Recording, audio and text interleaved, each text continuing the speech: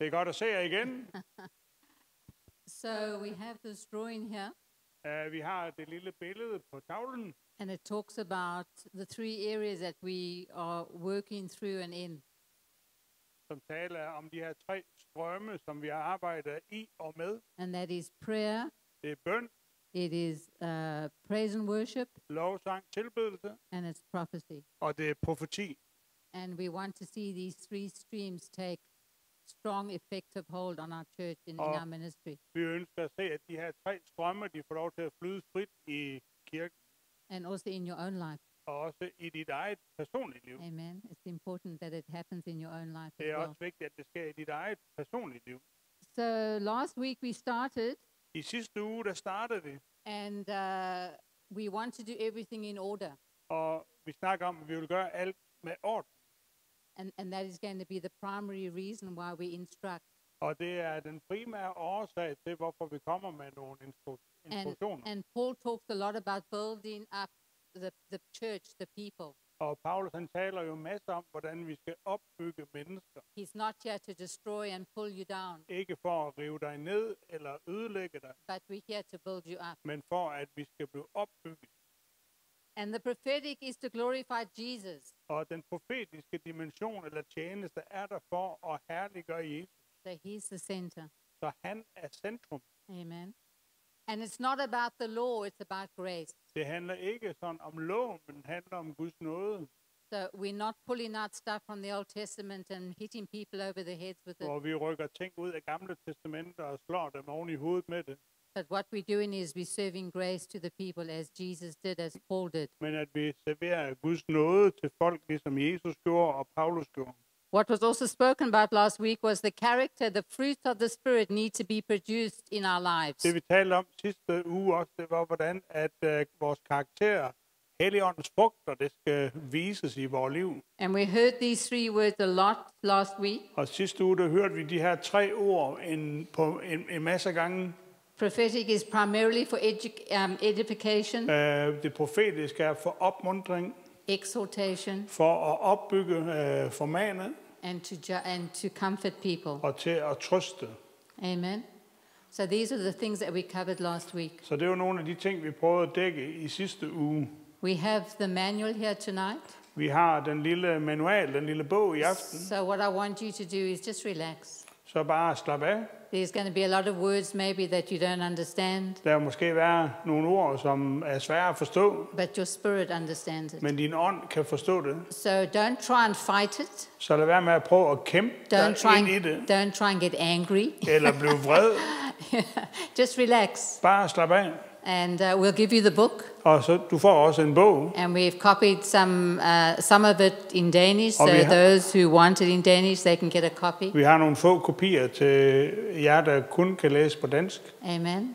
Okay, so praise God. Father, we thank you for tonight. Så far, vi takker dig for i aften, We thank you, Father God, that you will lead and guide us by your Holy Spirit. at du vil lede og guide os ved Helligånden, Father God, we thank you that we have ears to hear. at vi har ører, der kan høre, And we thank you that we have a spirit that will hear and understand and take in your word tonight. at vi også har en ånd, der kan høre og tage ind dit ord i aften. So we thank you for your grace Vi over takker for the din speakers nåde tonight. over Amen. os i aften. Amen. Hallelujah. Hallelujah. Amen. I'm seeking grace this evening. Ja, jeg søger også selv noget i aften. Hallelujah. Okay.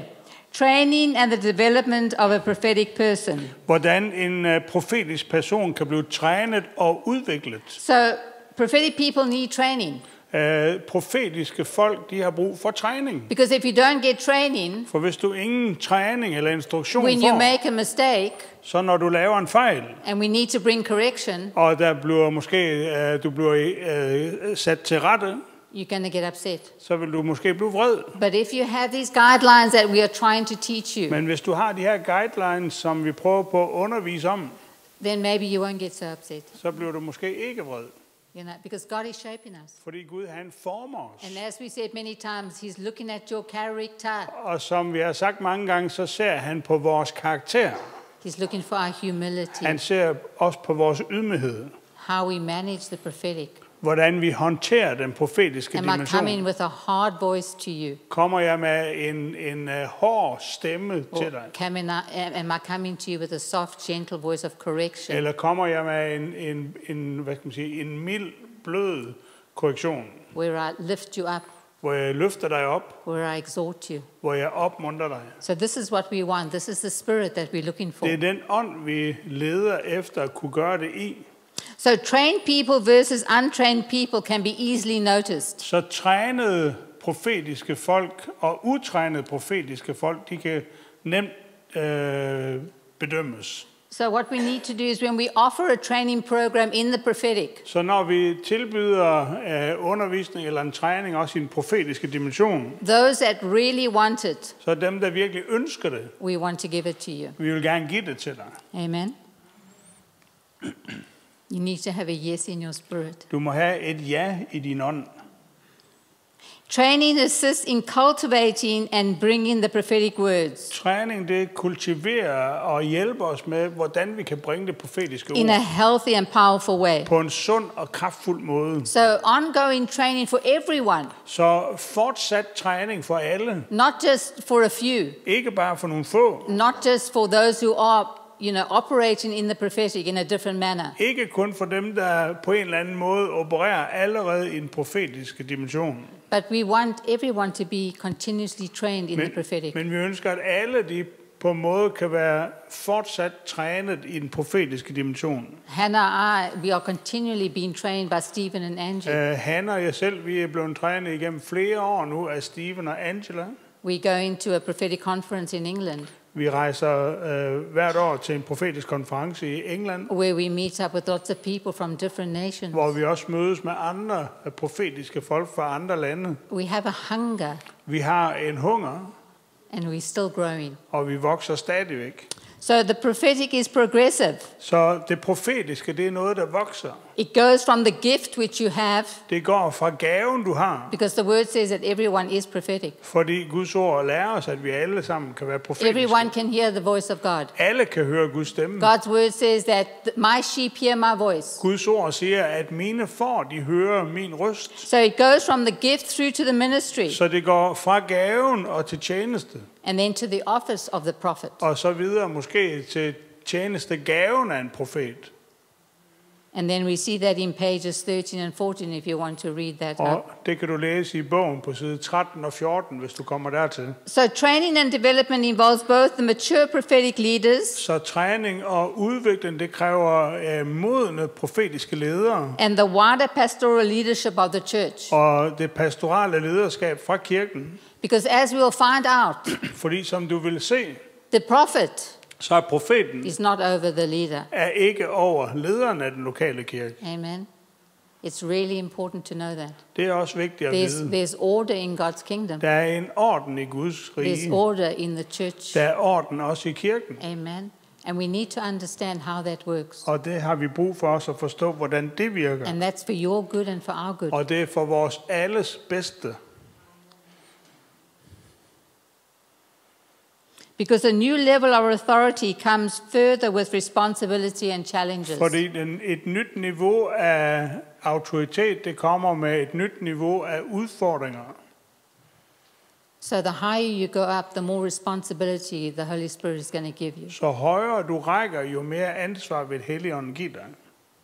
The prophetic person will be exposed and unprotected if his or her character Den profetiske person vil blive udstillet og fremstillet, hvis de har en uprøvet karakter. Amen. So we want to keep on developing our character. Så vi ønsker, at vi alle fortsætter med at udvikle vores karakter. And this is very important, Og det er meget vigtigt, what I'm going to say now. hvad jeg kommer til at sige nu. Receiving an accurate revelation At modtage en korrekt åbenbaring does not mean the person's personal life and character is in order. betyder ikke nødvendigvis, at den, der bringer det personlige liv, er i orden. It's up to you. Det er op til den enkelte. Everyone has an ear to hear. Alle har et øre, der kan Everyone høre. has a spirit that is open to God. Alle har en ånd, der kan være åben for You Gud. need to discern. Du må bedømme. For instance, For eksempel, The Corinthian church was excelling in spiritual gifts, så har vi Korinterkirken, den havde et overflod af åndelige gaver, but their character was completely off tack. men deres karakter var helt ude i skoven. Balaam brought a true word, Bileam, han bragte et sandt ord, but his greed led him to tell the Israel's enemies men hans grådighed ledte ham til at fortælle Israels fjender, how Israel could be defeated by adultery and immorality. hvordan Israel kunne blive besejret igennem utroskab og umoral. He had a true word, Han havde et sandt ord, that he exposed his people to the enemy. men han præsenterede sit folk for fjenden. So the New Testament gives a required character level for leadership. Så i Det Nye Testamente, der er der et karakterniveau for profetiske mennesker. Just bear with me.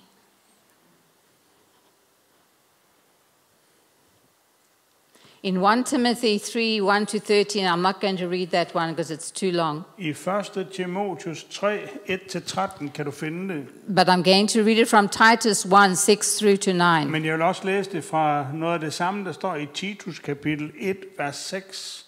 So just bear with me.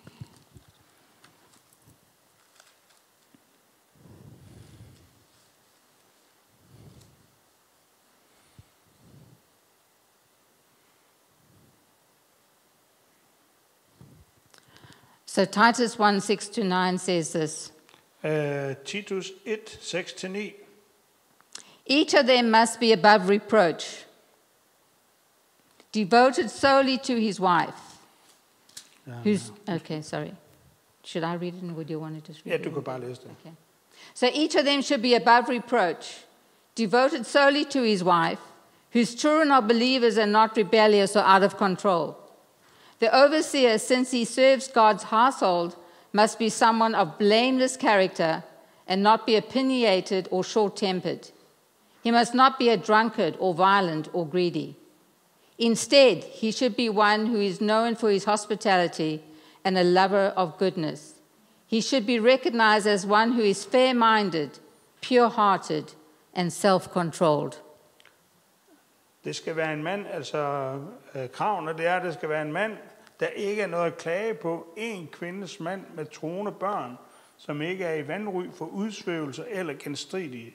For en tilsynsmand bør som en Guds husholder være en mand, der ikke er noget at klage på, ikke selvbehagelig eller vredagtig, ikke drikfældig eller voldsom, ikke ude efter skammelig vinding, men gæstfri, glad ved alt godt, sindig, retfærdig, from og afholdende.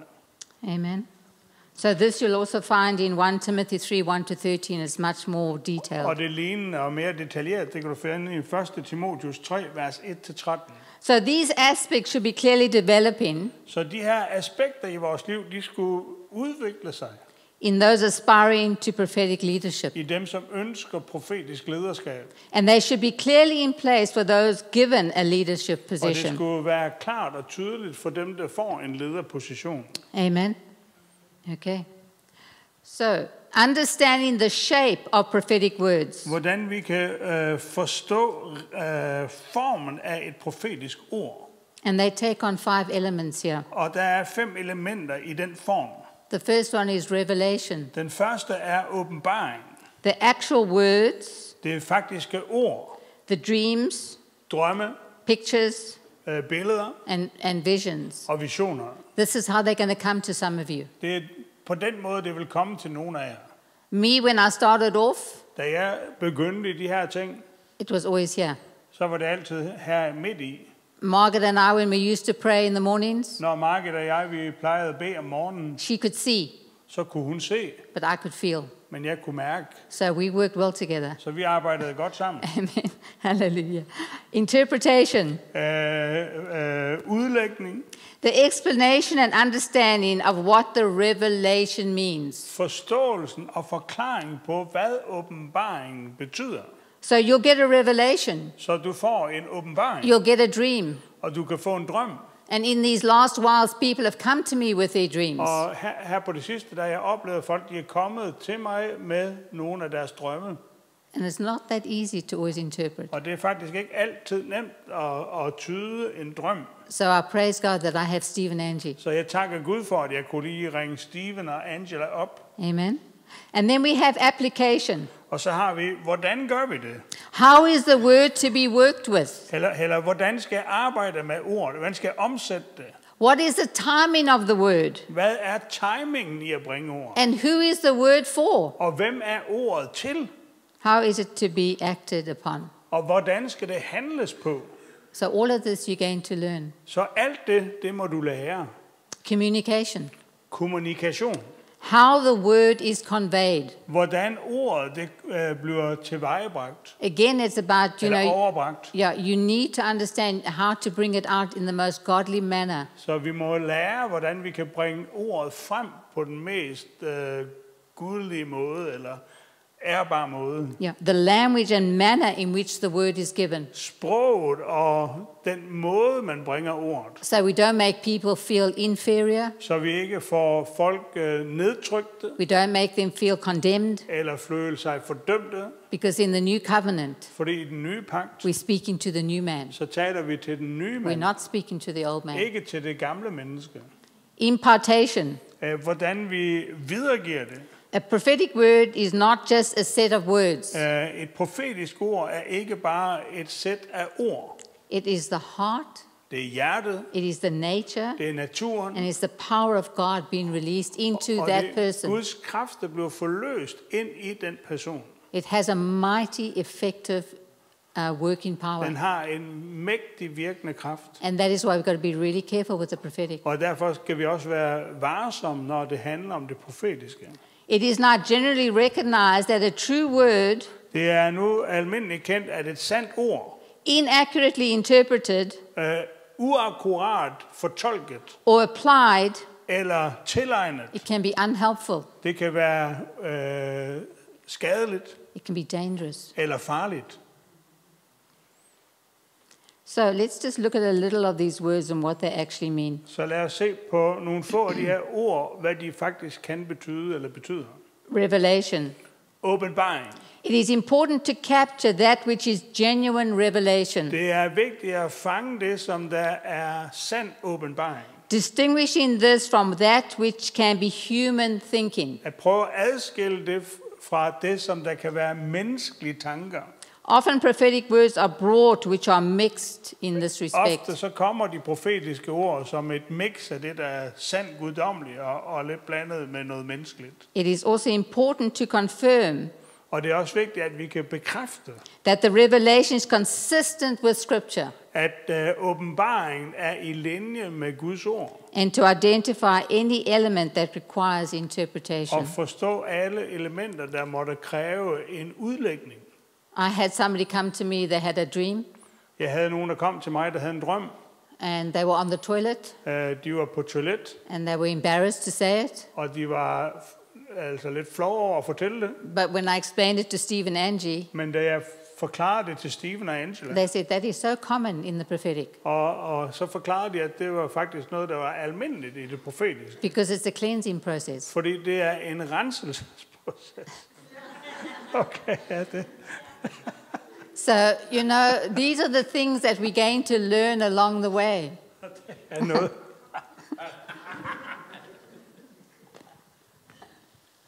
Jamen, det er jo rigtigt, altså. Ja, men.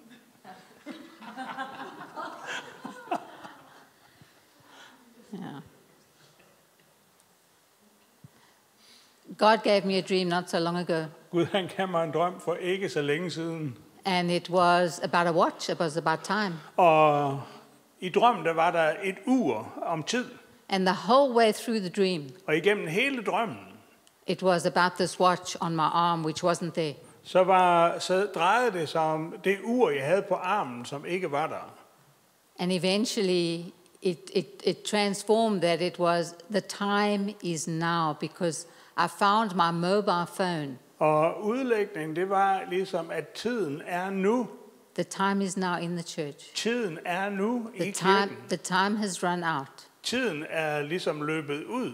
And so now is the time for this church Så nu er tiden her for den her to kirke. pick up what it needs to pick up At samle det op, som der skal samles op. and run with it. Og løbe med det. Amen. Hallelujah. Interpretation. Udlægning eller tolkning.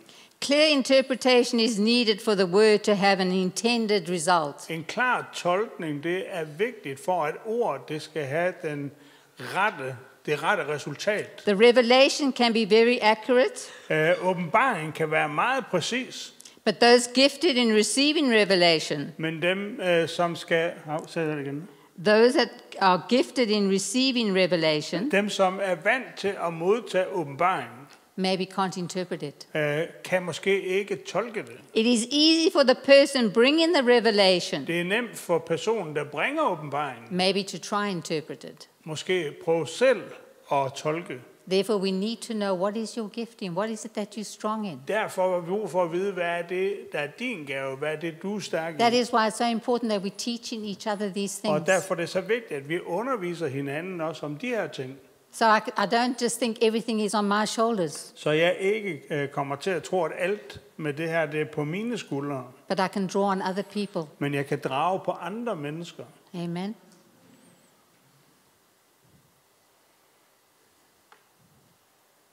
It is possible that the revelation, the word when given, Det er muligt, at når åbenbaringen eller ordet det bliver givet, sometimes it can include the interpretation. så kan det samtidig indeholde tolkningen. And there we see it in Revelations 5:8, Og vi kan se det i åbenbaringsbogen 5:8, where the bolt of incense hvor, hvad kalder man det?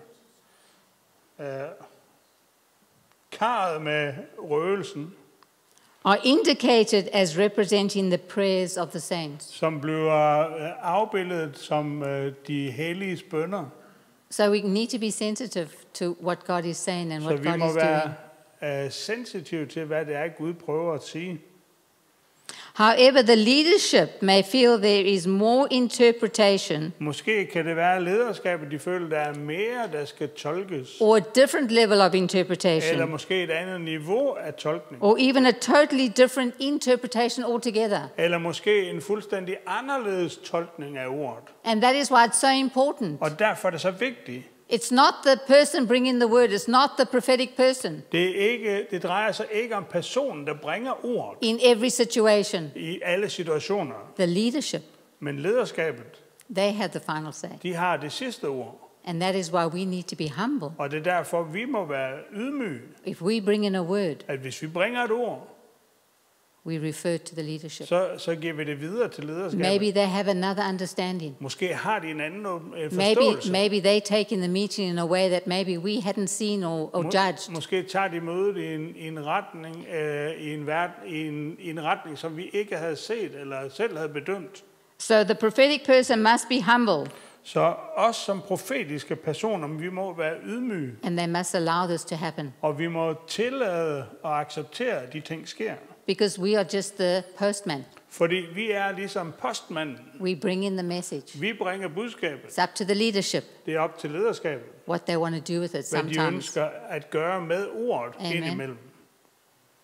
The leader may be drawing the revelation into the flow of the Spirit, Lederen bringer måske åbenbaringen ind i det flow, der er af den hellige ånd, because of the meeting. på grund af det møde, som They de might er be i. adding or adjusting the Det kan word. være, at de lægger til eller justerer det ord.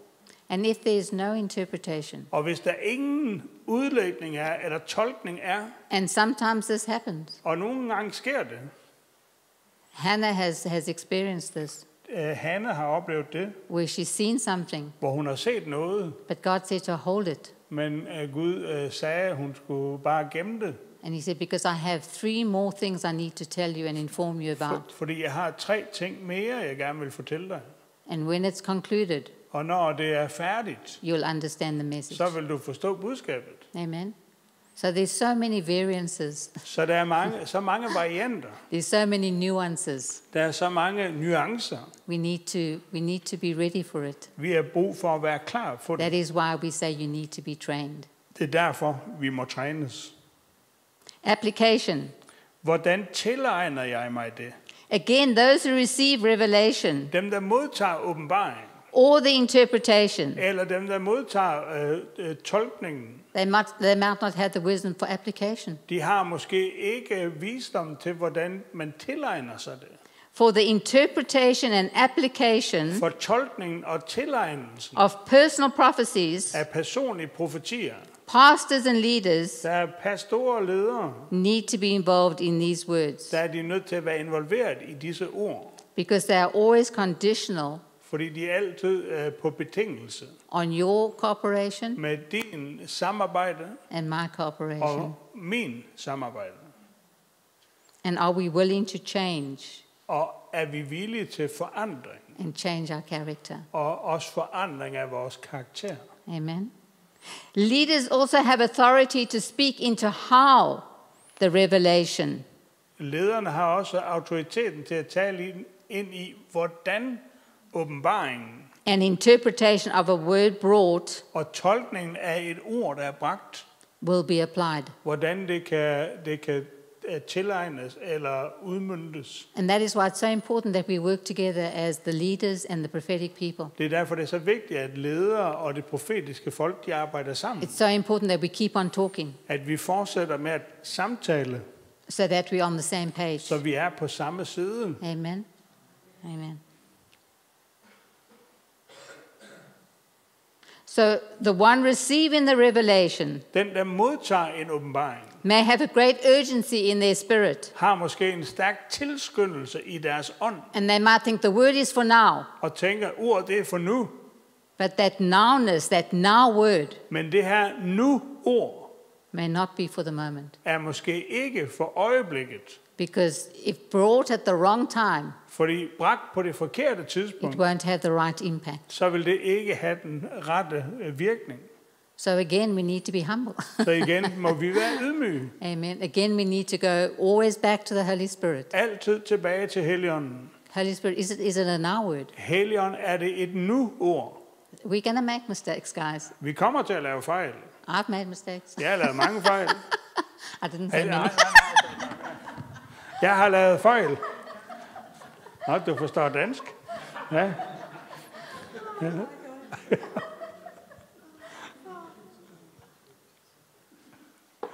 I have made many Jeg fun. lader lige til. I have. Yeah. I have.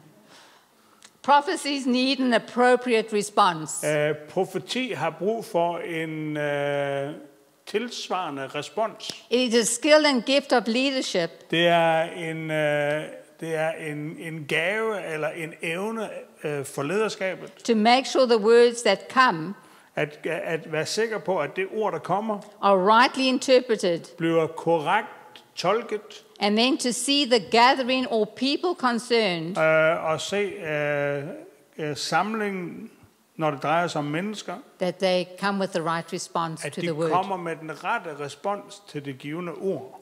Prophetic people Det profetiske folk need to understand må forstå, that it is the leader's job at det er lederens opgave to say what that response is to be. at sige, hvad responsen skal være. The leaders should work together, Lederskabet arbejder sammen, as I said, with the prophetic. som jeg sagde, sammen med det profetiske. Prophecies received from the Spirit Profetier, der er modtaget fra Helligånden, most times are for that gathering. er for de fleste tilfælde for den samling, man er i. I can go into other things, but I don't want to do that because it can be for a nation. Det kan også være for en nation. It can be for the city. Det kan være for byen. And we need to be careful how we manage those Og der prophetic skal vi words. være på vores tær med, hvordan vi behandler de profetiske ord. We also know last week Sanchi mentioned this thing about the internet. Vi ved, at sidste uge, der hørte vi Santi nævne det omkring internettet. So I stick with the people that this church recommends that I find my instruction. Så for eksempel for min del, så arbejder jeg med de personer i det profetiske, som kirken her, den anbefaler, vi skal arbejde med. So until we are maybe more mature, Så indtil vi er mere modne we have more discernment, og mere klarsyn, maybe we can go searching. så kan vi måske gå ud og søge flere ting. But I like to hold myself to what is sure. Men jeg kan lide at holde mig der på den sikre del. Amen. Communication. kommunikation. It is possible to receive accurate revelation, Det er muligt at modtage akkurat åbenbaring. but if it is then delivered in an inappropriate way, Men hvis det bliver bragt på en uordentlig måde, then the full value, så vil den fulde værdi, the life, livet, the power in the word kraften i ordet, can be lost and even damage kan blive caused. tabt og endda måske forårsage skade. Just 3 examples of this that might be. Bare 3 eksempler på det.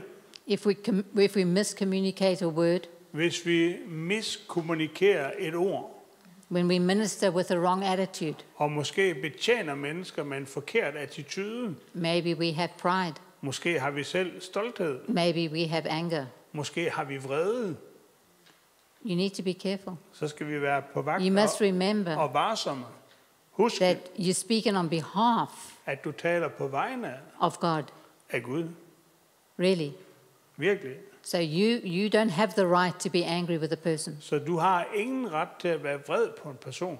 And if you have pride, you shouldn't bring the word. Og hvis du har stolthed, skulle du ikke bringe ordet. Seriously. You need to be careful. Vi skal være, We need to be careful. vi skal være på vagt. Not communicating with honor, Hvis vi ikke kommunikerer det, der er vist, eller det, der er set, eller profeti, uden at ære, with love uden at vi elsker, and respect. og uden at vi respekterer. I need to respect you. Jeg er nødt til at respektere dig. You know, when you work in a church like our church, Når vi arbejder i en kirke, eller i vores kirke, we know many people. så kender vi jo mange mennesker. We know their faults and we know their good side. Men når vi kender dem, så kender vi de gode sider og de dårlige sider. But we put that aside Og det må vi lægge til side, when we get a word from God. når vi får et ord fra Herren. Because maybe God's going to give me a word for Lakshmi. Måske får jeg et ord til Lakshmi. Maybe there's something I know about her. Måske er det noget, jeg allerede ved om hende. But if God's given me a word for her, Men hvis Gud han har givet mig et ord til I hende, need to deliver that word. så må jeg give det ord. Amen. I need to be careful. Jeg må være på vagt, Amen. eller forsigtig. Bringing the word from an old covenant perspective. Og hvis du bringer et profetisk budskab fra en gammeltestamentlig synspunkt, Instead of a new covenant. i stedet for en ny pagt We've said synspunkt, this before. We bring in the law and we're at kills and we're not bringing grace, which brings life.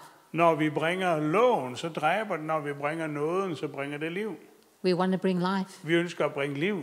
We don't want to destroy the person. Vi ønsker ikke, at nogen skal blive ødelagt. We want to bring life. Vi ønsker at bringe liv. Jesus said, I've come to give life. Jesus sagde, jeg kom for And he at give says, liv. I've come to bring you a life abundantly. Og jeg kom for at give jer liv i overflod. That's got to be my attitude. Det må være vores attitude også, når vi giver et ord.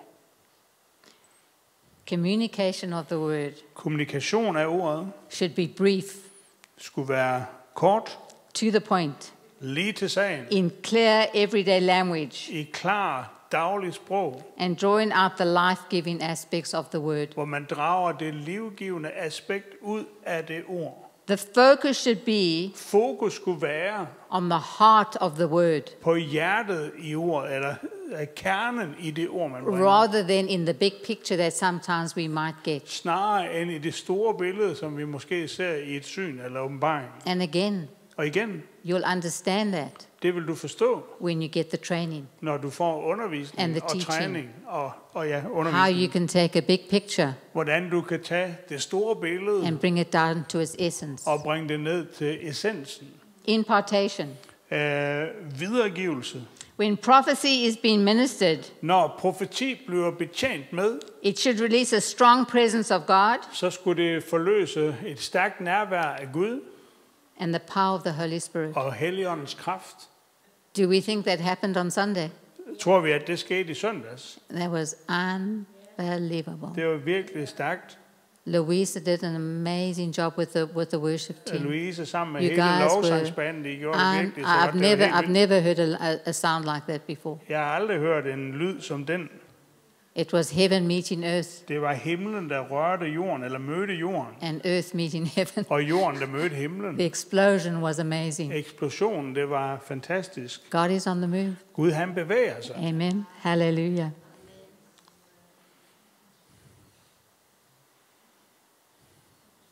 The revelation is not just words. Åbenbaringen er ikke kun ord. It is an impartation of the very heart and nature of Christ and the Father. Det er en viderebringelse af Guds hjerte, og af Guds hjerte til sine børn. Amen. That is what you and I should be hearing. Det er det, som du og jeg skulle høre.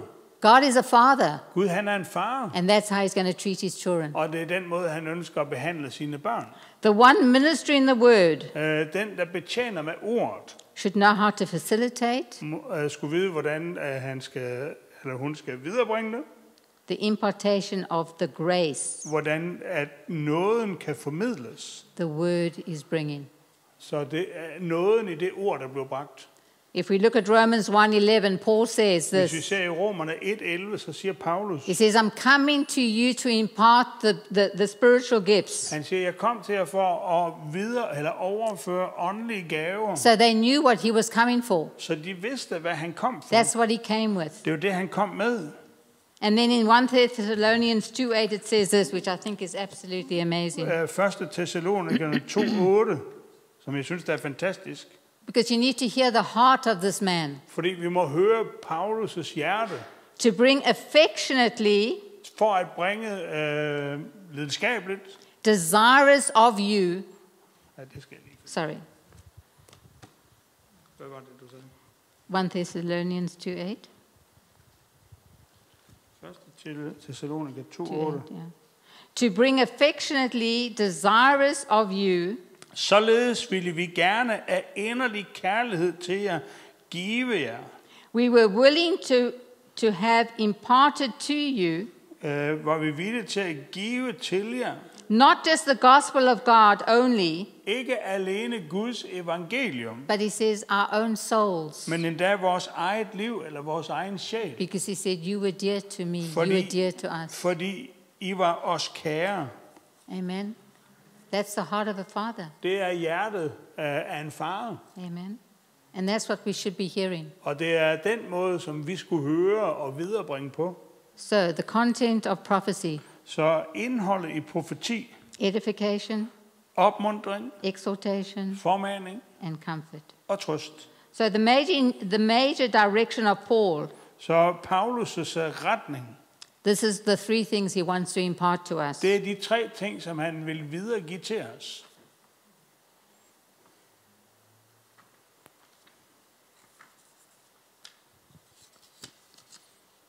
Edification. Opmuntring. What does it mean? Hvad betyder det at opmuntre? To build the house. Til at bygge huset. Paul says his ministry is for building up, Paulus han siger, at hans tjeneste var for at opbygge, not tearing down. ikke at nedrive. He says in several places, Han sagde på forskellige steder, we are here to edify. vi er her for at opmuntre. And the fivefold ministries Og den femfoldige tjeneste are to build up the body. er til at opbygge legemet. And we need to love to build up. Og vi må elske at bygge op. Jude instructs us to build ourselves up. Judas' brev opmuntrer os til at bygge op. And then Paul also notes there are some things that do not build up. Og Paulus nævner også, at der er ting, der ikke bliver bygget op. And I just want to read this quickly to you in 1 Corinthians 10:23. Og jeg vil bare læse hurtigt for dig 1. Korinther 10:23. All things are permitted, At alt er gavnligt, alt er tilladt, but not all things are profitable. men ikke alt er gavnligt. All things are permitted, Alt er tilladt, but not all things build up. men det er ikke alt, der opbygger. So you need to be careful. Så du må være på vagt. Maybe you have liberty to think that you can say certain things. Måske føler du, at du har friheden til at sige bestemte ting. But if it's not building up the person, Men hvis det ikke opbygger personen, you're actually pulling them down. så river du den faktisk ned. Amen. So it is to build up Så det er for at opbygge the believer in Christ, de troende i Kristus. their faith, Deres tro, their inner man, deres indre menneske. their character. Again, we go back to character. At opbygge deres karakter, Understanding the identity of Christ. så de forstår deres identitet i Kristus. And we've heard so many Og preachings det on har vi that. hørt så meget undervisning om. if we're going to apply the prophetic in this ministry, Hvis vi skal tilvejebringe det profetiske også i vores tjeneste, you have to know your identity. så må du kende, hvem du er, din Otherwise, identitet. otherwise you're going to bring the wrong word. Ellers så bringer du det forkerte ord.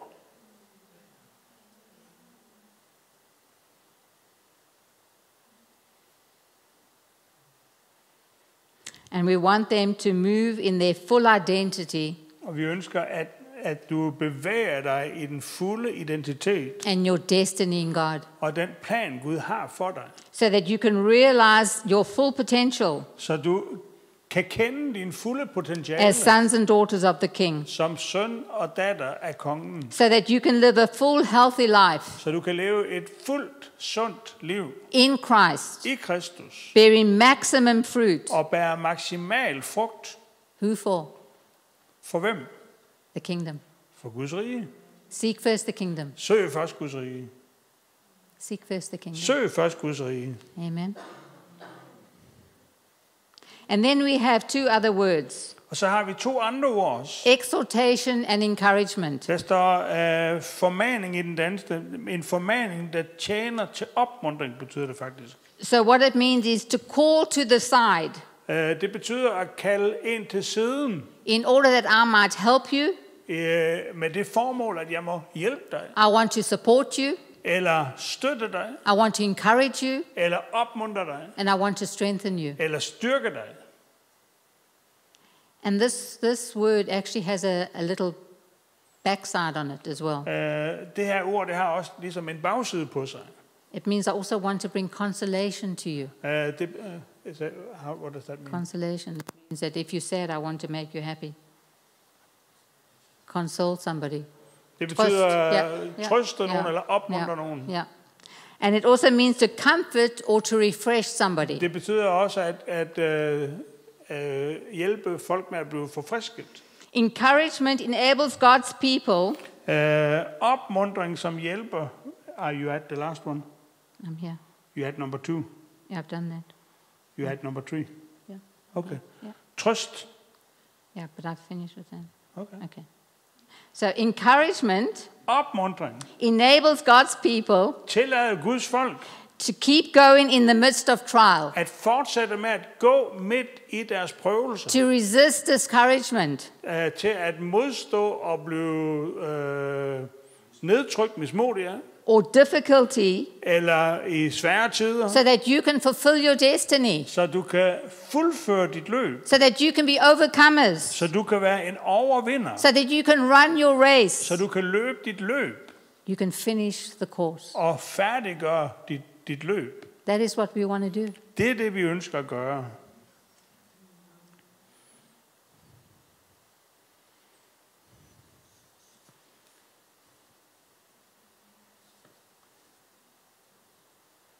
So this word has in it as well a dispelling of grief, Which word? this exhortation Det and her ord, encouragement. exhortation eller opmuntring, det har elementet i sig også af sorg. To strengthen so as to give life and energy to you. Hvor man styrker folk for at give liv og energi. To cheer you on. Til at opmuntre dig til at fortsætte. To enliven you. Til at bringe liv til dig. And there are many other explanations here in the Word of God, Og der er mange andre forklaringer her i Guds ord, which you'll find in the book. som du også vil finde, mens du læser den lille bog. If we go into John's Gospel, Hvis vi går ind i Johannes evangeliet, the Paraclete, the Holy Spirit, så har vi Helligånden. is described here. Der bliver Helligånden beskrevet. So when the Comforter, the Encourager, speaks Når opmuntreren Helligånden taler, through us prophetically, igennem os profetisk, the words, ordene, he will bring and guide you into truth. så vil han vejlede dig ind i sandheden.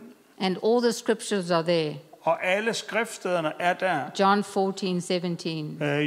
Johannes evangeliet kapitel 14-17. But as you read the manual, you'll find all the Men scriptures som du there. læser den lille manual, så vil du finde alle de her skriftsteder.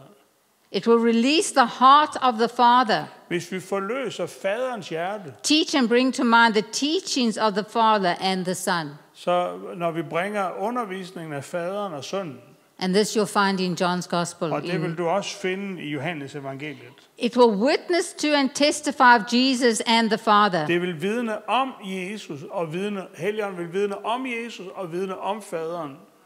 It will make us make right conclusions about Jesus' work on the cross, Det vil hjælpe os med at drage de rette konklusioner om Jesu død på korset, what he has done for us, hvad han har gjort for os, and who we are in him. og hvem vi er i ham.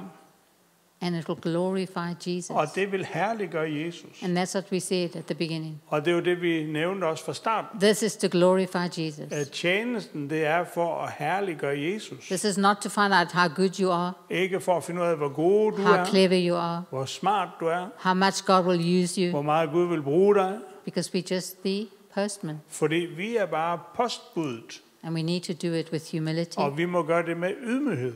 And then comfort. Og så trøst. Comfort is to console, to calm.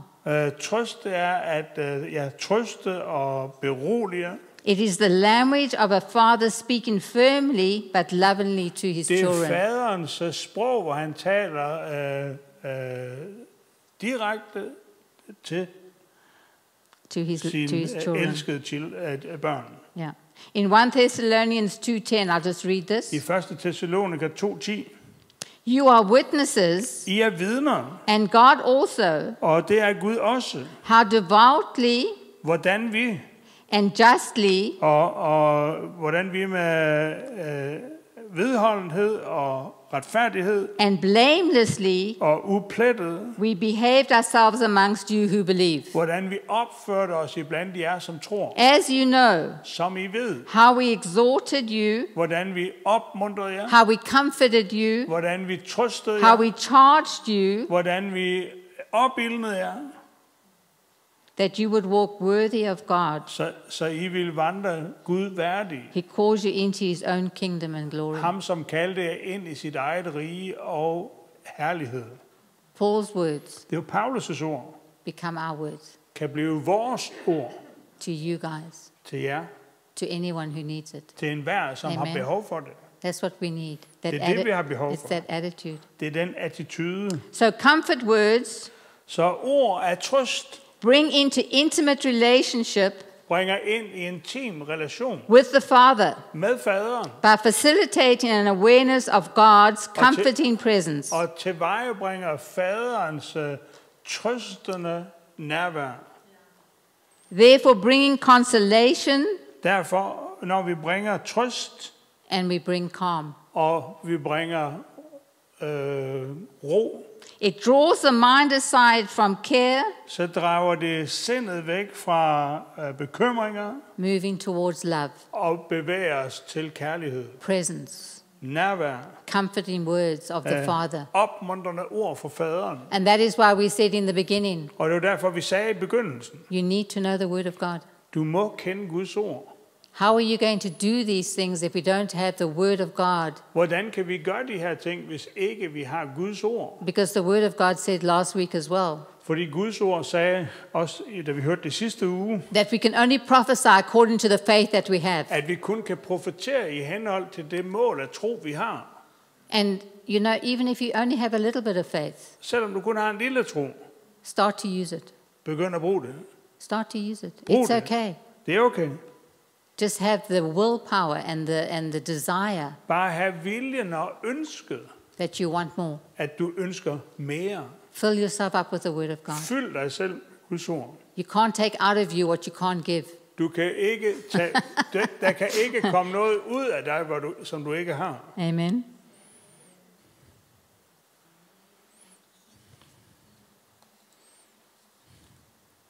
Okay, we're almost there, guys. Vi er der næsten. So the word for comfort Så ordet for trøst may also involve removing pain kan også betyde at fjerne smerte or a need. eller behov. So such words Disse ord may therefore involve other gifts involverer måske andre gaver, as healing som helbredelse and as giving, eller at give, operating with the prophetic comfort som word. der opererer sammen med den profetiske trøst. So it's not just the prophetic word, Det er ikke kun det profetiske ord, but it's in conjunction with other gifts that Men- need to come into Men play. det er i sammenhæng med andre tjenester, der også falder ind. I can't give you a prophetic word, Jeg kan ikke give dig et profetisk and you're ord, starving, mens du sulter, and you're naked, eller uden tøj. and I just say, okay, ciao, go, bye. Farvel, I need to jeg må clothe you. give dig tøj på, I need to give you money for food. eller give dig noget at spise. Amen. That has to have substance. Der må være substans i.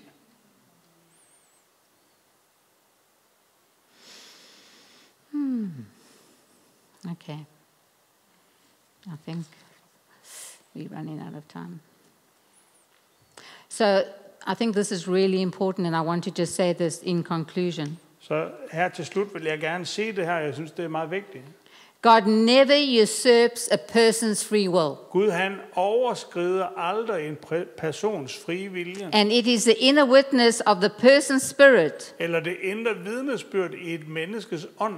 which is the primary means of direction from God. Persons indre ånd er den primære ledelse fra Gud i den persons liv. John 10:27 says, Johannes 10:26 siger, "My sheep mine får hear my voice." hører min røst. So I don't say that we don't have a responsibility as prophetic Så people, jeg siger ikke, at vi ikke har et ansvar som profetisk folk, but you can't put all the responsibility on us. men du kan ikke lægge alt ansvaret på en profetisk person, Because He'll never take away your free will. fordi Gud vil aldrig tage din personlige frie vilje One of the væk. most precious gifts He's given us En af de dyrebarste gaver, han har givet os, is your free will. det er din frie vilje. Amen.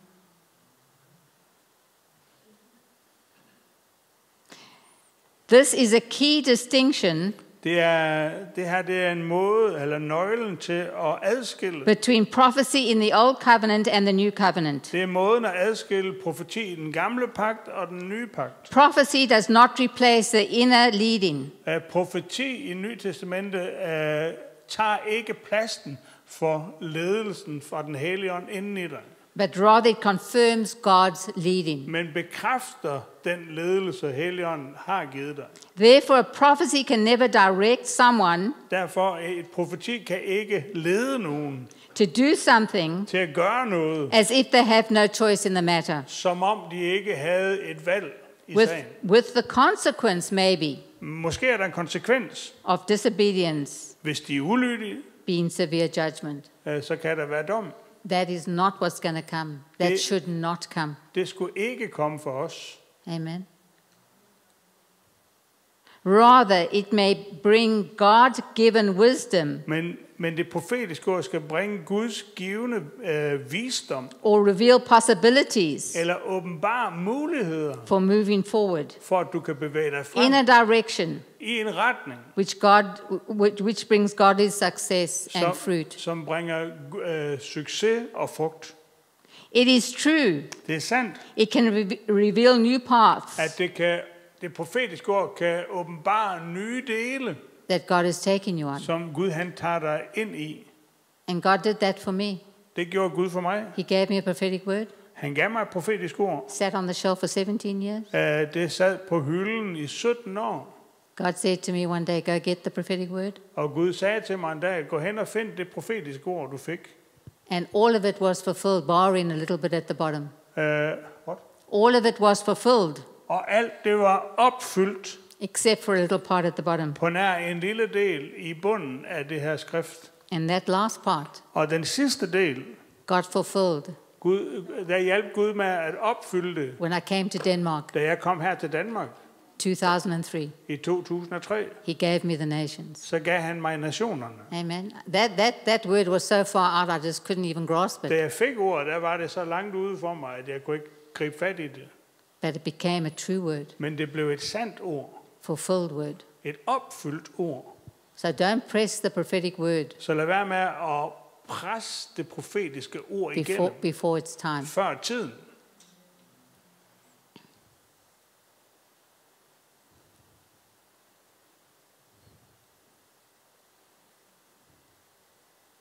So prophecy is just one component Profeti er en af komponenterne of several God will use, af, of several God will af use adskillige komponenter, Gud vil bruge, to confirm his leading to people. for at konfirmere eller bekræfte hans ledelse i folks liv. So people are still free Så folk er stadig fri from the prophecy fra profetien, and should not be under it. og skulle ikke være under det. Stephen and Angela, they often say Stephen og Angela, de har ofte sagt, that if the prophetic word that they're giving you doesn't gel in your spirit, at hvis det profetiske ord, de giver ikke resonerer i dit hjerte, chuck it away. så smid det væk. Or put it on a shelf like I did for 17 years. Eller sæt det på hylden i 17 år, som jeg gjorde. Amen. And at the right time, God will remind you. Og på det rette tid, så vil Gud minde dig om det. So prophetic words should therefore Et profetisk ord skulle derfor be emphasizing the wisdom from God, blive fremhæve visdommen af should be Gud, ministering the grace skulle betjene med noget, which God's power med Guds kraft, for a person to respond to, for at personen kan give respons, and making it as easy as possible for the heart to enter in. og gøre det så let som muligt for deres hjerter at træde ind i ordet. So the word should therefore be carefully communicated. Så ordet skulle derfor omhyggeligt blive kommunikeret. Prophecy Profeti should never be a substitute skal aldrig være en erstatning for proper pastoral counsel and input. for sand pastoral rådgivning og input. It is the job of leaders Det er ledernes opgave using wisdom at bruge visdom and the word of God og Guds ord with wise counsel med vis rådgivning to bring course correction in your life. at bringe retning og korrektion ind i dit liv, eller med den rette retning. Again, you have a free will. Igen har du en fri vilje. Some of us have a very stubborn spirit, Nogle af os har haft en meget stædig ånd, but you know we keep on pressing, men vi fortsætter med at gå videre, and eventually there will be og breakthrough. til slut så kommer der gennembrud.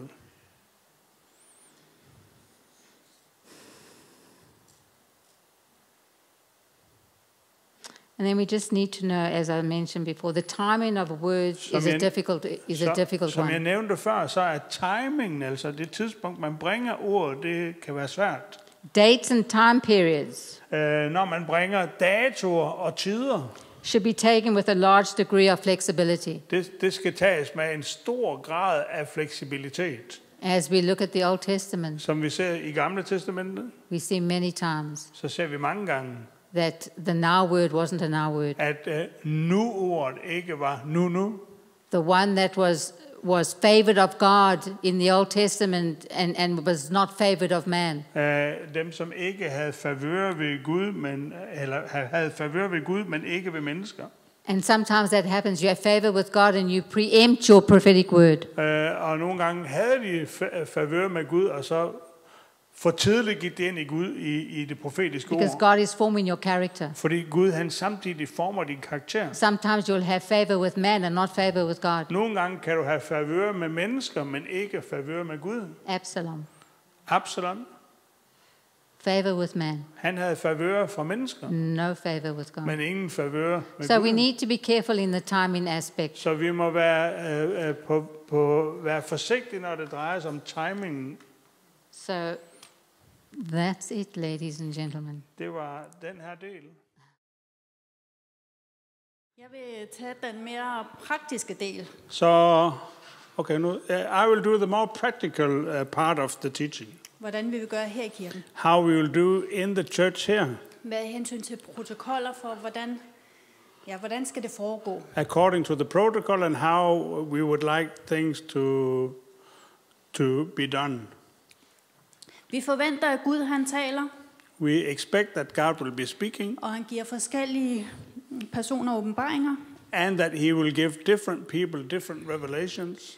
Så derfor så skal vi vide om, hvordan foregår det her om søndagen til søndagsmøderne, So therefore I would like to just talk about, the Sunday meeting, i cellegrupper, how it happens in the cell groups, til morgenbøn og bøn og and lovsang, how it can be in morning prayer or prayer and worship, og under konferencer, or during conferences, træning osv. or different trainings, meetings. Paulus siger i 1. Korinther 14:31, Paul says in 1 Corinthians 14, verse 31, at alle kan bringe profetier. that everyone can bring a prophetic word. De skal bringe opbyggelse, It should bring encouragement, formaning og opmuntring exhortation, and comfort. og trøst. Ja. Men generelt skal en gudstjeneste indeholde mere end det profetiske ord. But in general, the service, or Sunday service, should be more than a prophetic word. Der skal være plads til bøn og, lovsang og There tilbedelse, should be time for prayer and worship, undervisning, teaching, prædiken, preaching, måske vidnesbyrd, maybe testimonies, forbøn for de syge, prayer for the sick, de sårede og de fortabte. those who are lost, those who are discouraged, Der skal være plads til strømmen af de andre gaver, and also a space for the other gifts to flow, nadver, communion, måske dåb, maybe baptism, bekendtgørelser og offergaver. offerings, and also announcements. Så derfor siger Paulus i vers 29, Therefore, in verse 29, 1 Corinthians 14:29, at praktiske grunde er det kun 2 eller 3 profeter, og de skal også dømmes. for a practical reason, there will only be 2 or 3 prophets, and you need to, judge, judge the prophetic word. Ja. Nogle gange kommer profetiens ånd over hele mødet, Sometimes the prophetic spirit can be upon the whole meeting, og alle kan profetere en efter en. and almost everyone can prophesy one after another. Og det er også godt at ære Gud ved sådan nogle lejligheder. And it's also good to give honor to God in such occasions. Men det er ikke noget, der sker hele tiden, og det er But- heller ikke noget, vi skal opfordre til But at that's ske. not something that will happen all the time or necessarily needed every time. Men når det sker, But when it happens, så bør Guds ord, som kommer ud af strømmen af de her ord, then the word of God that comes out of the streams of those words, det skal opsummeres, they should be summarized, fortolkes translated, og anvendes, and used, og der skal handles på det. and acted upon those words. I løbet af ugen, eller måneden, eller året, During the week or the month or the years, der har vi andre forsamlinger, we also have other gatherings hvor det er muligt for alle Where at it's, komme til at profetere. where it's possible for everybody to Og hvor vi prophesy. kan lære, hvordan vi kan bruge den. And we can learn or be taught how to use the gift. Og det kan være i de små fællesskabsmøder, It can be in the cell group, morgenbøn, in the morning prayer, der skal noget profetisk undervisning i or gang. maybe prophetic teaching, Det kan være vores bøn- og lovsangsmøder. or the prayer and worship evenings. Så for at komme til gudstjenesten. So if we talk about the Sunday service, Hvis en profetisk person modtager en profeti forud for mødet, if a prophetic person has a prophetic word before the meeting, så skriv det ned then write it down og giv det til den person, der skal lede and mødet. give it to the person that is leading the meeting. Specielt hvis det ord her går på opbyggelse, opmuntring, formaning og trøst. Especially if the word goes along the lines encouragement, exhortation, and comfort. Og har specifikke elementer, som for eksempel detaljerede visdomsord, And maybe has specific elements like words of wisdom helbredelse, or healings, retninger eller rettelser. or maybe retninger. direction or corrections. Ja. Ledelsen kan så afgøre, om det ord skal bringes på det her møde, And those who lead the meeting, they can decide if that is something that is needed in this meeting, eller om det er noget, der skal bruges på et andet tidspunkt, or if it's something that is needed in another time, eller i en helt anden kontekst. or maybe in a whole other setting. Så det er ikke spildt at komme hen. So it's not wasted to write down your word and bring it. En almindelig protokol for ord, der modtages under mødet, Normally, if you get a word during the meeting or as the meeting is going on, så kom frem og snak med Kim, Debbie eller mig, then you can come and speak with Debbie, Hannah, or Kim, for at vi kan vurdere det, so that we can assess the word, og I kan spørge, om I må give det. ask if it can be brought Ja. today, Og så vejer vi ordet, and then we will weigh the word, I lyset af, hvad der sker i gudstjenesten, according to how the meeting is running, og er det passende at give det? if it's at the right time, Og er det den her person, der kommer med det, er det tid for den at give det? if it's the right time for the person who brings the word to bring it, Er det en af os andre, der skal give det? or is it one of those who are leading the meeting that is giving it? Fordi der kan være kommet flere ord, som passer ind i det her, som skal summe sammen. Because more words can be coming in the same or during the same meeting that will need to be fit together. Så det er for, at det bare er 2 eller 3, at det ikke kommer 7 forskellige ord herop, men noget, der passer. So we don't have 7 or 8 different words coming, but we put them together and bring it. De profetiske ord, som I måske kommer op med og afleverer til os, The prophetic words that you bring to us, som vurderes ikke skal siges nu. that maybe the access is that it should not be brought at this moment. De er ikke glemt, de bliver skrevet ned. They are not forgotten, but they are written down. De bliver taget op. They will be taken up. Måske bliver de brugt på morgenbøn. Maybe they will use them during the morning prayer. Måske når profetisk team samles, Or og when vi the kan snakke sammen om det, group or hvordan, the team is coming together and they talk about it. hvordan passer det ind? How does it fit into the whole context? Er det en del af et puslespil af mange ord, der er kommet? Is it a part of a puzzle that comes through many different words?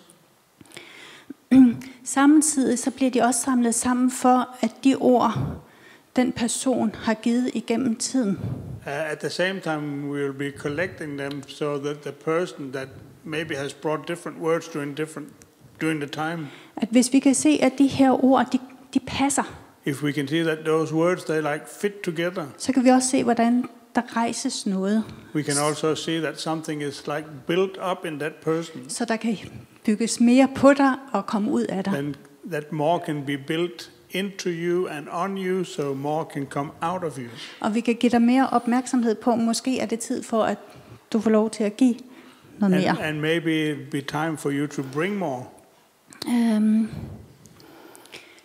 Fordi at det er de ord, der skal gives, de bliver vejet op af en profetisk modenhed. Because the words, they will be like assessed as a prophetic maturity.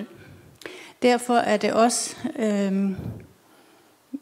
tilladt for Debbie og mig at gå op og give ord. Therefore, Debbie and myself, we have been allowed to bring the words. Det har vi fået lov til af ledelsen. The leadership has given us that permission.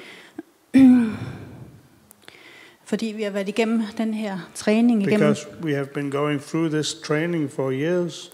Og det er de profetiske nu-ord. And these are the prophetic now words.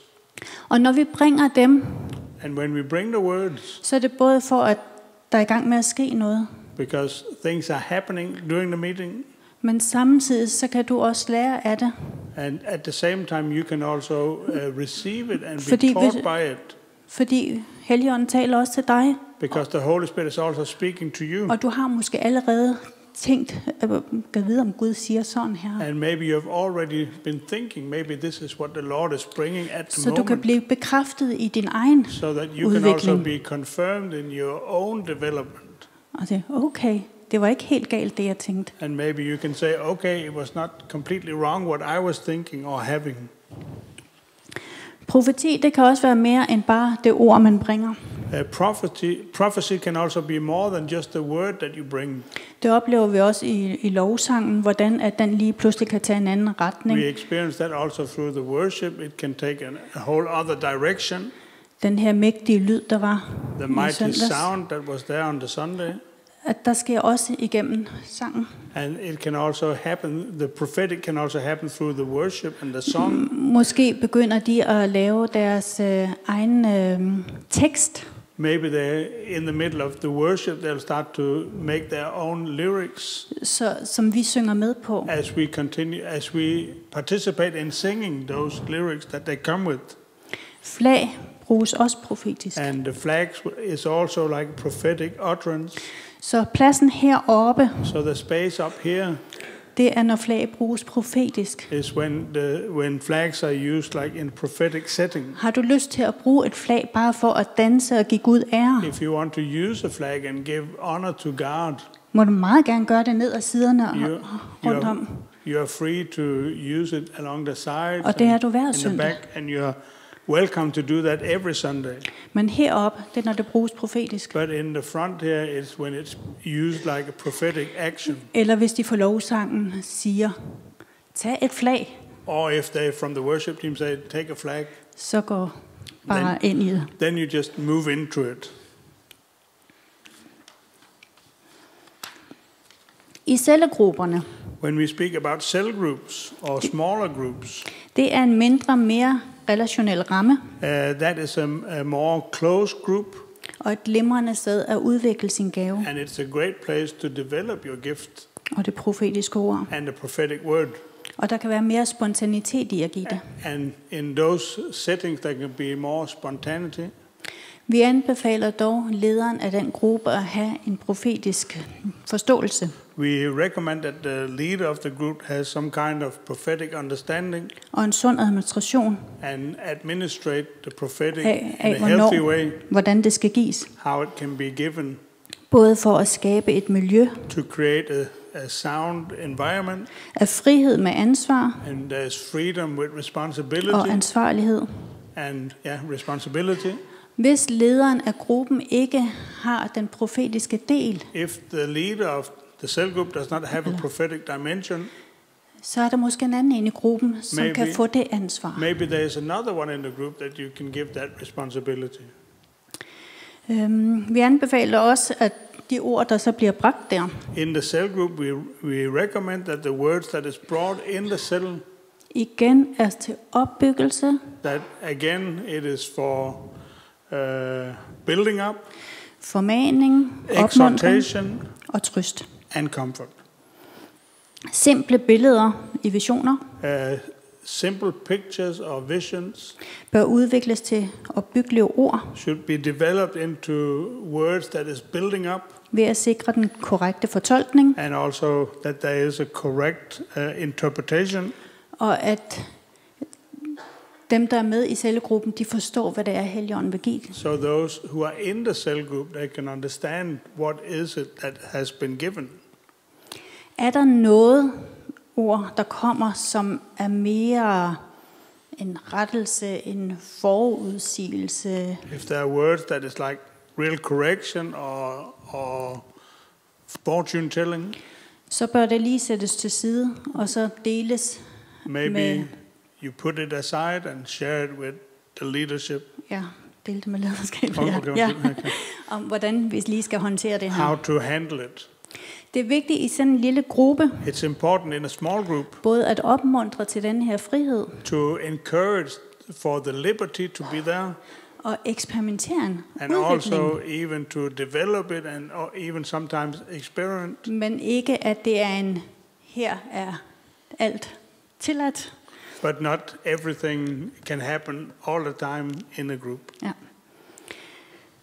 Med hensyn til bønnemøder, When we have our prayer meetings, vi betragter bøn som en profetisk aktivitet, so we also look at prayer as like a prophetic activity.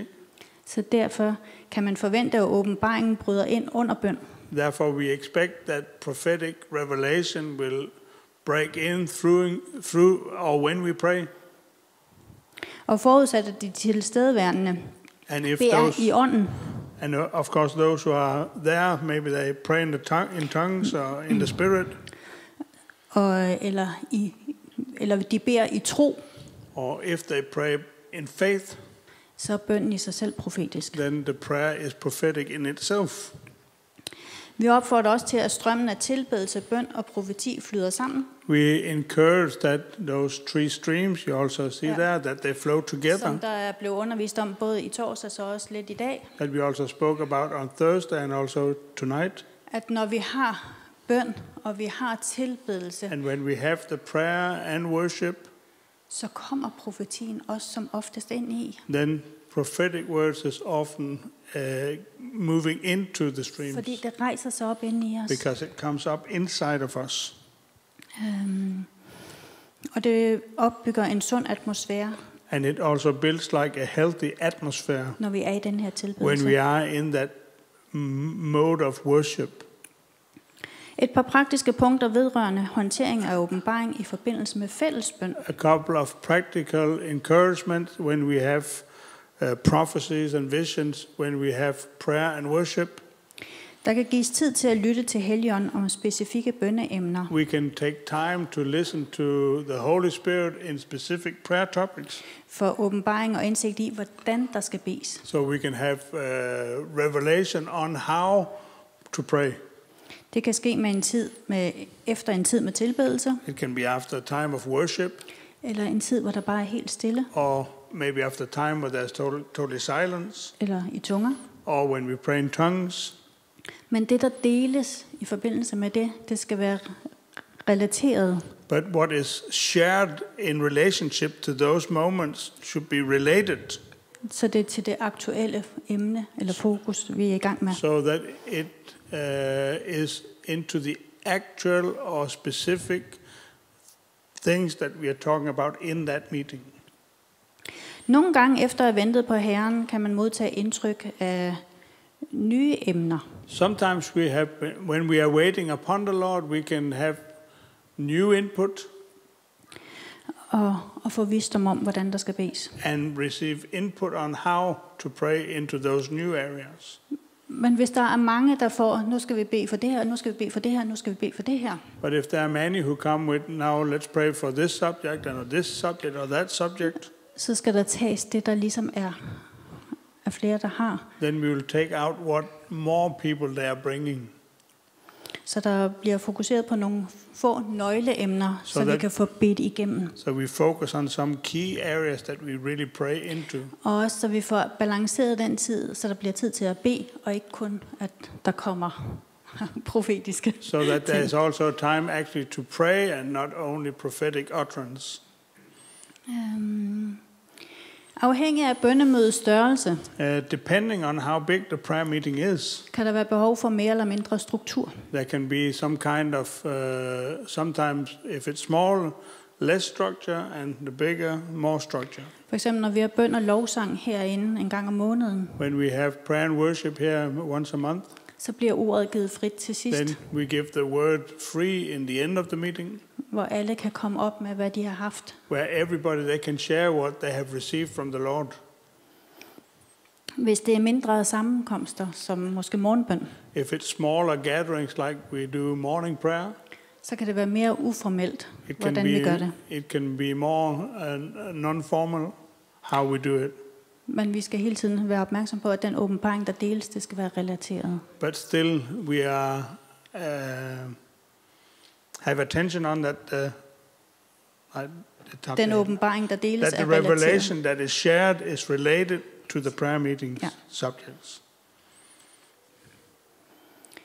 Som nævnt forventes karakteren af den modtagende åbenbaring at være relateret til bønnespørgsmål, We expect that the revelation is related to the things we are praying into, og vil omfatte visdomsord, and that can be words of wisdom indsigt, or insights, måske kundskabsord, maybe words of knowledge bedømmelse. or discernments, Men vi vil ikke forvente, but not expect at der skal være nogle formanende profetier, that there will be some, hvad kalder man det? Det er de der ord, de er altså lidt svære. Exhortation, prophecies. medmindre det er en opfordring til bøn. Unless it's an exhortation to prayer. Vi forventer heller ikke, at der kommer profetiske ord, der bliver personlige. We don't expect in those meetings to be very specific with personal prophecies. Målet er at skelne Herrens hjerte og hensigter med at give en The goal is to divide between the hearts of the Lord and to give a word that fits into. Og så Nej. Målet er at skelne mellem Herrens hjerte og hensigter med at give The en goal passende is to- forbøn. Prøv at tage en kort sætning. Nej, målet er at skelne Herrens hjerte The goal is to separate the heart's Lord, og hensigt med at no, give en the heart of the passende, Lord, og hensigten med at give en passende forbøn. and then give prayer. Eller komme med trosfyldte Or come proklamationer. with faithful proclamation or declarations. Hvis der opleves åndelige fæstningsværker, If there are strongholds, så er der brug for lederskabsvisdom. we need leadership wisdom I hvilken relation in Hvis- what in eller reaktion. in the what kind of reaction we need to come with, Ja. Så vi kan få bedt den positive so del we ind i can det, pray the positive part into the situation i stedet for at få fokus på det negative. instead of focusing on the negative part. Der bør tages hensyn til den profetiske erfaring og modenhed hos de profetiske mennesker, We will med hensyn when til det på Ja. engelsk. skat. Yeah, we need to take into consideration the prophetic experience and maturity among the people who bring the prophetic word. Med hensyn til hvordan til hvilken vægt der skal gives. Or how much weight we are giving into the word. Ja. Profetisk træning, Prophetic training, som vi tidligere har antydet, er oplæring af en profetisk person, as we have mentioned before, the training of a prophetic person afgørende for personens udvikling. is determining the development of the person, Ligesom på enhver anden tjeneste. like in every other ministry. For eksempel hvis man tror, at han eller hun er kaldet ind på et medicinsk område, If the person thinks that they are called into a medical area, eller i det hele taget, hvis en person er kaldet ind i det medicinske, if a person is called into the medical area, så forventer vi, at den person modtager undervisning, we are expecting the person that wants to be a doctor is receiving teaching. så ikke vi går ind til lægen og beder om et eller andet, og så er det en, der lige er kommet ind fra gaden, der siger, du gør And bare sådan og sådan. when we go to the doctor, we expect it's some person that is educated and not somebody who just jumps in and become a doctor. Sådan er det også med det profetiske, The same is true about the prophetic, fordi en profeti er kraftfuld, because the prophecy is a powerful thing. men alligevel så kan den være destruktiv, hvis den bliver brugt forkert. But if it's used wrong, it can also be destructive. Så derfor, hvis man søger at vokse i en profetisk So gave, therefore, if you want to grow or mature in a prophetic gift eller i en profetisk tjeneste, or in a prophetic ministry, på samme måde må man også underkaste sig træning og studie, at the same and on the same as a doctor, you need to be willing to study or exercise and train, og ikke bare antage, at gaven virker. and not just think that the gift is working. Men jo, gaven virker, Yes, the gift is working, men den er ikke sit fulde but potentiale. it's not in the full potential. Den kan blive så meget mere. It can be so much more.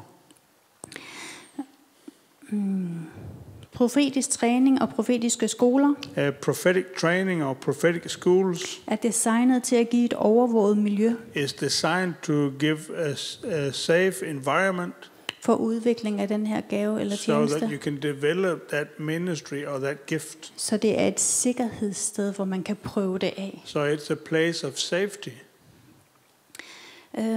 Med konferencer, If we speak about conferences, så vil den ligne meget den, der er på en søndagsmøde. it will be much like the one we have on a Sunday service, Men trods det, at mange af dem, som er på mødet, even though many of those who are in the meeting er nogen, vi ikke kender. will be people we don't know. Så derfor så vil den være lidt mere restriktiv So it is a little more restricted og lidt mere struktureret. and a little more structured. Så derfor så vil de ord, der kommer ind, Therefore, det the bliver, words that is coming in, de bliver varet mere, og så bliver de varetaget. there will be weighed more or finer, Og de bliver varetaget af nogle profetisk modne personer. And it will be taken care of by some people who are prophetic mature. Og de her ord, folk kommer med, And the words that people they bring, skriv dem ned, write it down fordi så kan det blive sat sammen måske. so it can be put together. Yes.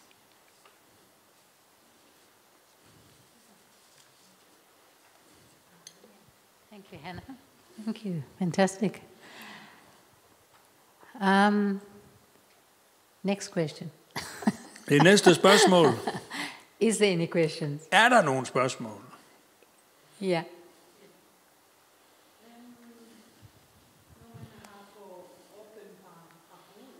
When you have had a revelation from God,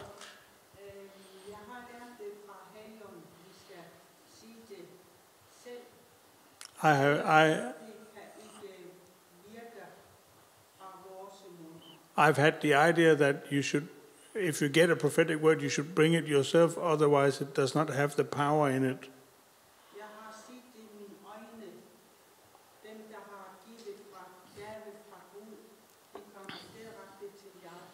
And I've seen that if it comes directly from the Lord, and it goes directly to the heart.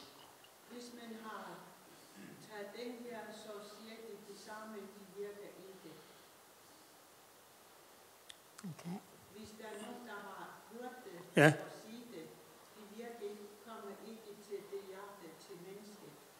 Okay. So what you think is that if it comes to me and I tell it to you and you say it, then it does not have the same effect. Is that the question? Det spørgsmålet. Med modenhed kommer der også en læren om fortolkning af det her. With maturity, there's also an element of translation Af ordet. Ja. yeah, of the word. Ja. Igennem de her år, hvor vi blev trænet, Through the years that Debbie and I, we have gone through this training, der er også sket meget i os, i hvordan vi kan fortolke det her ord, a lot of things has also happened in our lives, how we can work with the words for at få det mere skarpt, to have it more sharp, for at få filtreret det unødvendige fra. to filter away the unnecessary things. Som Debbie også sagde, at når man får noget ind, As Debbie said, when you get something in, så er vi jo en person, ånd, sjæl og legeme. then we are like a whole person, spirit, soul and body, Og vores hjerne fungerer hele tiden. and our brain is functioning all the time. Så måske får vi mixet noget af vores eget ind. So sometimes we can mix in some of our own things. Så derfor er det altid godt lige at få det kørt igennem andre. So I think it's always good to let it run through maybe someone else. Når vi har haft de her profetiske møder sidste år og forrige år, When we've had the prophetic training meetings last year and this year, no, last year, ja, så har vi også stået to sammen.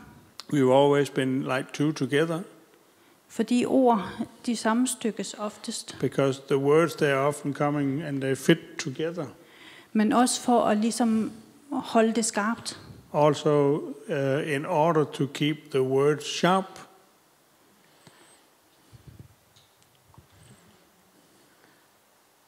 I think what we got to understand is that right now we are in a process of training. Hvad jeg tror, vi skal forstå, det er, at lige nu så er vi i en træningsproces. And as we said many times, God is forming our character. Og som jeg har sagt mange gange de her 2 aftener, der Gud han former vores karakter. And the people bringing the prophetic word, maybe they need to trust the prophets. Og dem, der bringer det profetiske ord, de må stole på profeter. And please God, Og please God, ja, det ved jeg, hvad man oversætter. okay. Tak Gud, please God. Eller, Yeah, please God that, we will know what to do with the word. Så håber vi, at vi kunne vide, hvad vi skal gøre med det ord. And if those that are bringing the word can be humble enough Og hvis dem, der bringer ordet, de kan være ydmyge nok and trust us enough, og stole nok på os, there will come a time så lad være en tid, where we can trust you. hvor vi også kan stole på dig Amen. With the word. med ordet. So we are in a learning process. Så vi er i en læringsproces, And I understand exactly what you're saying. og jeg forstår meget godt, hvad du spørger om. But the power that I will use with your word, for example, Men kraften, som jeg kan bruge med de ord, du giver mig, for eksempel, it'll be as powerful. de vil være lige så kraftfulde. Because it's the Spirit of God that's speaking through me. Fordi det er Guds ånd, der taler igennem os. It's not me. Ikke mig. And so we need to have an element of trust. Så der må være en eller anden element af, at vi stoler på hinanden, And then we will release the people Og så to bring forløser vi folk the prophetic til at word. bringe det profetiske ord. But I understand exactly what you're Men saying, jeg forstår Benedict. godt, hvad du spørger om. Amen.